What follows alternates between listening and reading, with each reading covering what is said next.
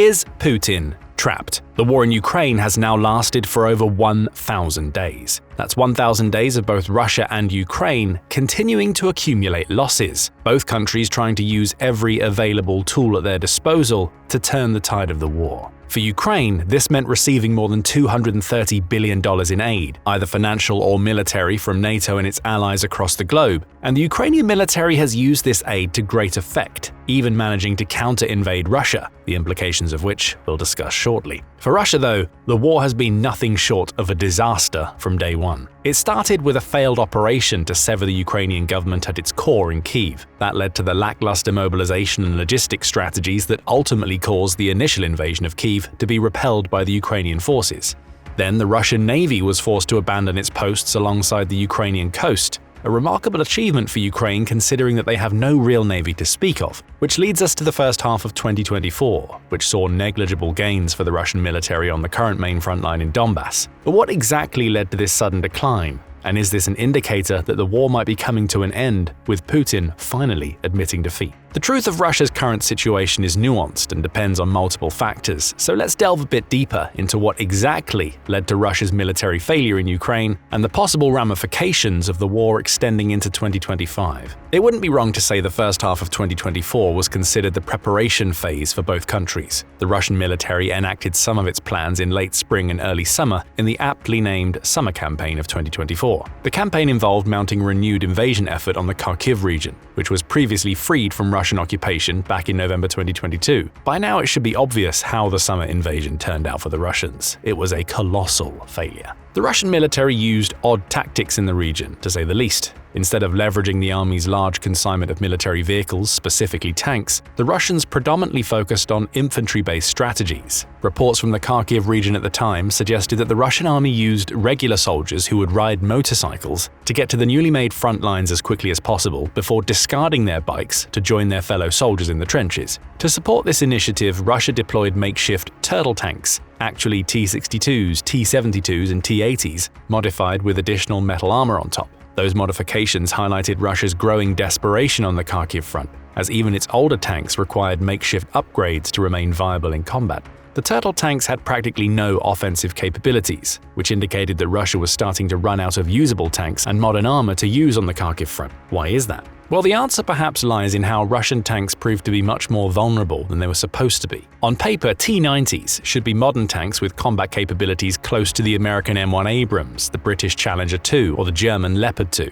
All of these tanks have similar main armaments, electronic warfare defenses, and optics for low vision and nighttime operations. In fact, the T-90 was lauded to have some of the most potent armor casing of modern tanks. However, the T-90, like its older cousins, the T-70s and 80s, was equipped with an autoloader for the main armament, unlike its Western counterparts. This feature allowed the tank to operate with one fewer crew member, but came with a critical design flaw. The spare ammunition was stored both below the main turret in the autoloader and dispersed throughout the hull, a layout that was necessary due to the smaller size of Russian tanks. This configuration created a devastating vulnerability. If explosive ordnance penetrates the tank and ignites the stored ammunition, whether in the autoloader or elsewhere in the hull, it can trigger a chain reaction of detonating shells. This jack-in-the-box effect results in the catastrophic destruction of the tank, often launching the turret sky high. In traditional vehicle-to-vehicle and vehicle-to-infantry combat, this wasn't particularly noteworthy, as the casing was a relatively small target that could only be hit slightly above or below the vehicle, which were unusual trajectories for ground combat. However, the Ukrainian army used weapons and tactics that capitalized on that weakness. By using small, commercial-grade drones and outfitting them with grenades or anti-tank mines, the Ukrainian drone operators could directly guide the drone above the tank, specifically targeting either the hatch or the ammo storage. The result, the absolute annihilation of Russian tanks, in which practically no measures were enough to protect against the incoming drones. The proliferation of drone-based warfare stretched far beyond using them against tanks. The drones were outfitted with either surveillance capabilities or explosive ordnance, making them vital to practically any scenario and used on both sides of the conflict. The main benefit of using drones, at least for Ukraine, is that it allows its army to shore up its two major weaknesses. The first was lack of personnel. Ukraine has roughly a third of Russia's population, and its armed forces at the start of the war were outnumbered by as much as 5-1. This ratio got better over time as Ukraine tightened its conscription efforts and volunteers flocked to defend the country. But even today, Ukraine is estimated to have around 70% of Russia's total active manpower and only 60% of reserve forces. Secondly, drone warfare was a great economic equalizer. The FPV drones Ukraine used for small-scale missions cost as little as $400 to $500,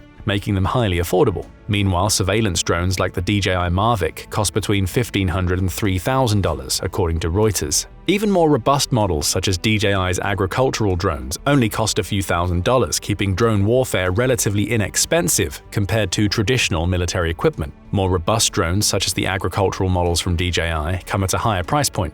For example, the DJI Agras T10 costs nearly $10,000, while other models in the Agras line range into the tens of thousands of dollars. Despite their higher cost, these drones offer significant capabilities, making them valuable assets on the battlefield. When combined with the ordnance and necessary modifications to make the drone flightworthy in a more militarized setup, such as extending its total range, Ukraine could field a single-use anti-tank drone for as little as $15,000. Compare this to the cost of the average tank, which ranges from $2 to $4 million, and you can see why investing in drones can be lucrative. Even if 1 in 10 drones hits a target, which is often the most cited statistic from the Ukrainian military squads that focus on drone warfare, it could be well worth the investment. Drone warfare has also redefined Ukraine's coastal defenses. The initial wave of the Russian invasion included the Black Sea Fleet that blocked Ukraine's coast and prevented ships from venturing into deeper waters. This resulted in Ukraine's marine trade having to be rerouted either by hugging the coastal waters, moving alongside Ukraine, Romania, and Bulgaria, or by transporting the goods over ground to Romania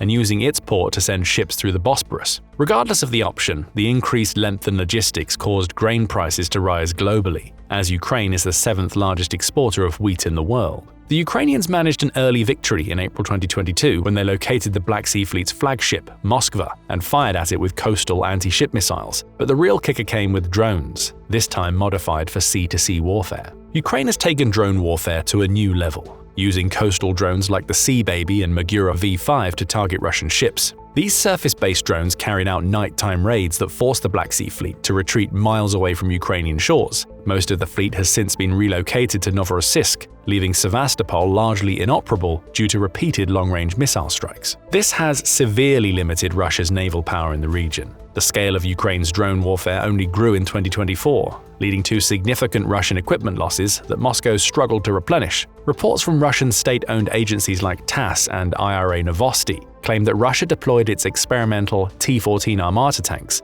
a modern upgrade to the T-90, on the battlefield. However, other sources, including the National Interest, dispute these claims, stating that the T-14s were never deployed due to their high cost and inefficiency compared to the T-90. Even if deployed, the T-14s would likely have faced the same challenges as other Russian equipment. Long-range Ukrainian drone tactics and frequent attacks made deploying expensive assets too risky. Ukraine's ability to produce and launch drones daily has created a consistent and cost-effective threat that Russia has struggled to counter. Russia's losses came to a head in August 2024 when Ukraine did what was previously unthinkable. They occupied Russian territory. The Ukrainian army crossed the border into the Kursk region, catching Russia by complete surprise. The Kursk invasion started small, with reports of between 300 and 1,000 Ukrainian soldiers supported by armored vehicles, tanks, and long-range strikes. But the extent of the invasion would soon grow to allow Ukraine to occupy roughly 500 square miles of territory inside Kursk in 3 weeks, which was more than Russia gained over the previous 7 months. The Kursk invasion highlighted a few problems that Russia seemed to struggle with, which would only accelerate its possible downfall.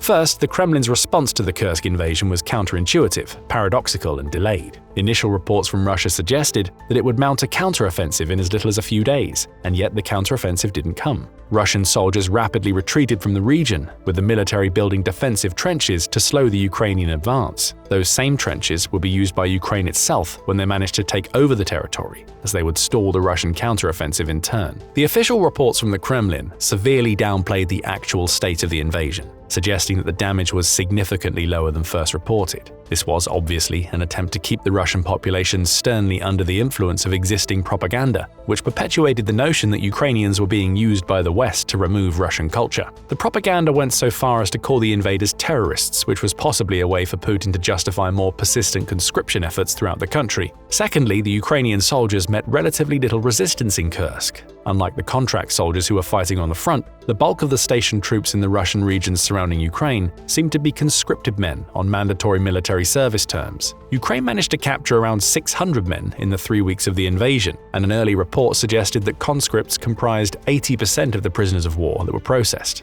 The interviews with the prisoners revealed that some conscripts received as little as a few weeks of training before being shipped to their posts. The significant disparity between the use of conscripts and contract soldiers indicated that Russia was already trying to cut down its costs as much as possible. The Russian budget for 2024 was expected to expend as much as 40% of the government's spending on military and national defense. In other words, the country would use roughly 7% of its GDP on the military, a figure nearly double that of the US and triple most Western countries. The contracts for the soldiers were made much more lucrative, with salaries triple or quadruple the national average, ostensibly to attract as much manpower as it could for the front lines as possible. And yet, while the number of Russian contract soldiers soared through 2023 and 24, the actual number of troops hasn't. According to Riddle, an independent Russian media outlet that compiled the number of newly signed contracts throughout 2023, the figures reported by Russian authorities are significantly more inflated than reality suggests. Of the 490,000 contracts in 2023, Riddle estimates that only 150,000 to 200,000 of those indicate actual new troops that Russia could use. The disparity was chalked up to the significantly shorter contracts that the military started offering in 2022,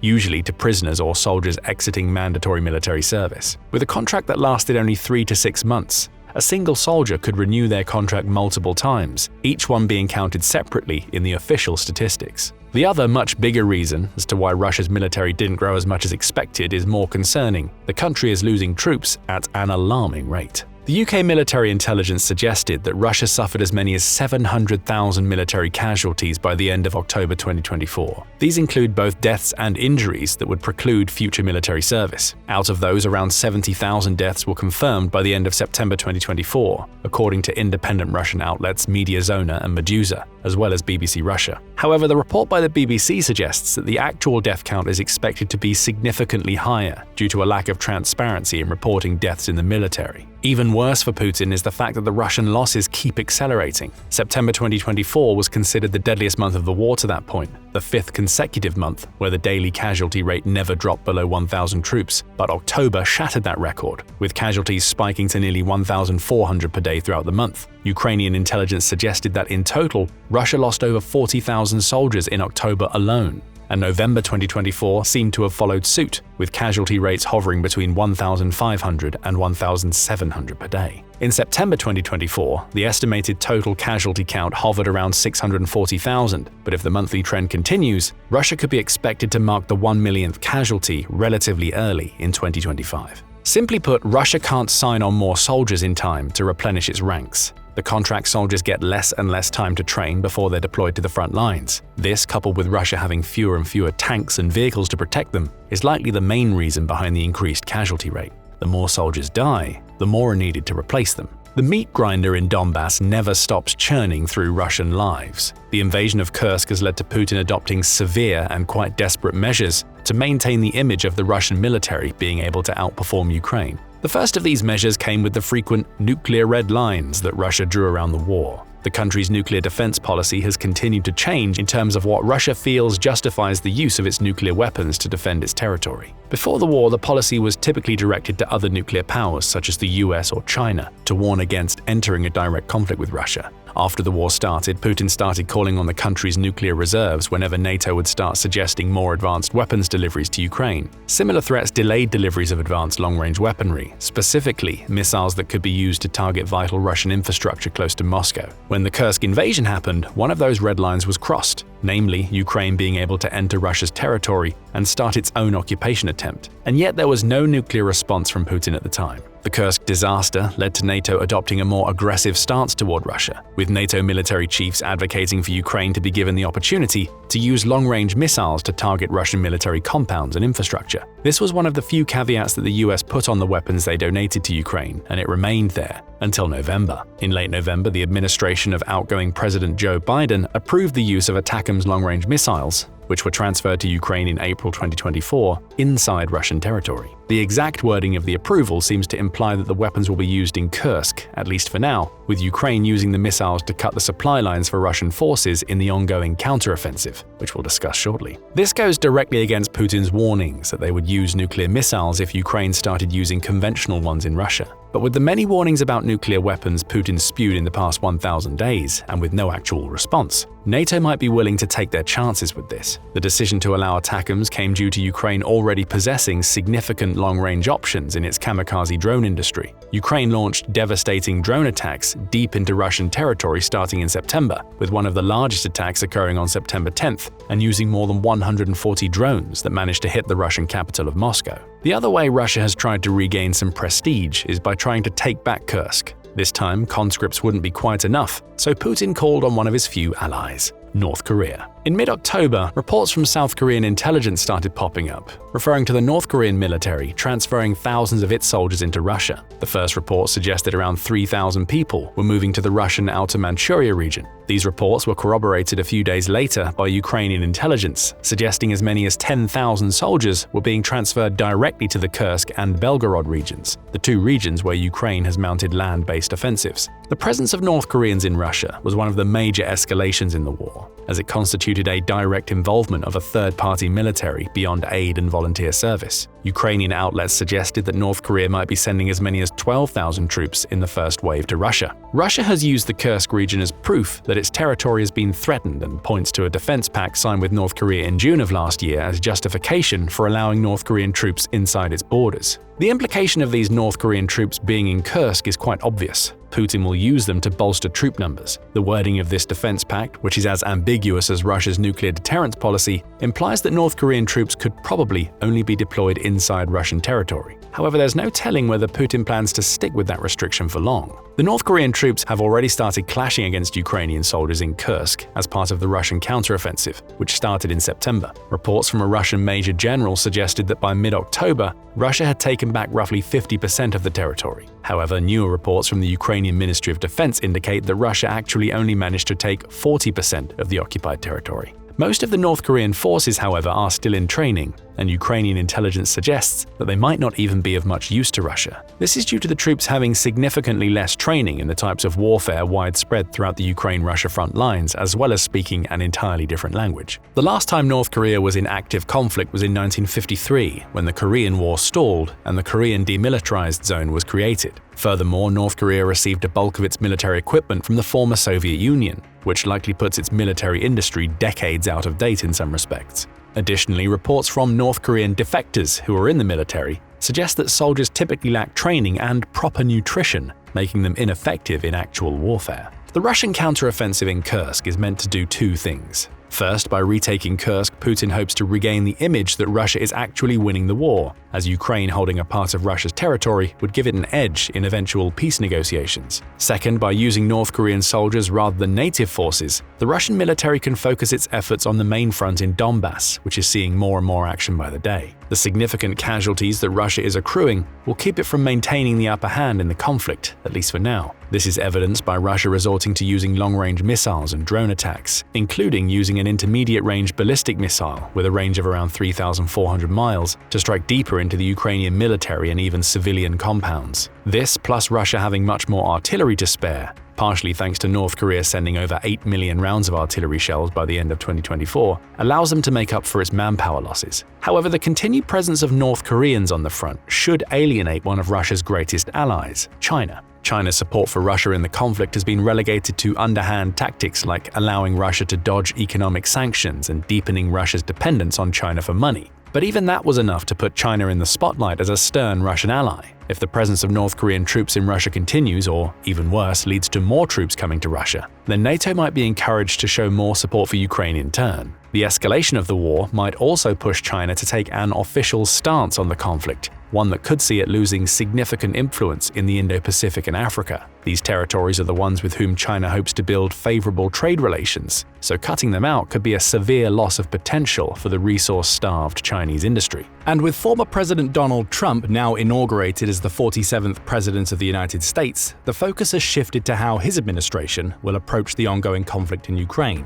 The Biden administration in its final days made a push to approve as much aid to Ukraine as possible, anticipating the uncertainty surrounding Trump's policy on Russia and Ukraine. This puts Putin on the clock. His Kursk counteroffensive has yet to yield a decisive victory, and with parts of Russian territory still under Ukrainian control, it remains difficult for him to convincingly claim dominance in the war. Given these dynamics, Putin may view Trump's presidency as a potential opportunity to end the war on terms favorable to Russia. However, what Trump's actual approach to the conflict will be remains unclear. But what do you think? How will Trump re-entering the White House affect the Ukrainian plans? Thanks for watching, and leave your comments below. Now go and check out It's Officially Over for Russia, Worst Month Ever, or click this other video instead.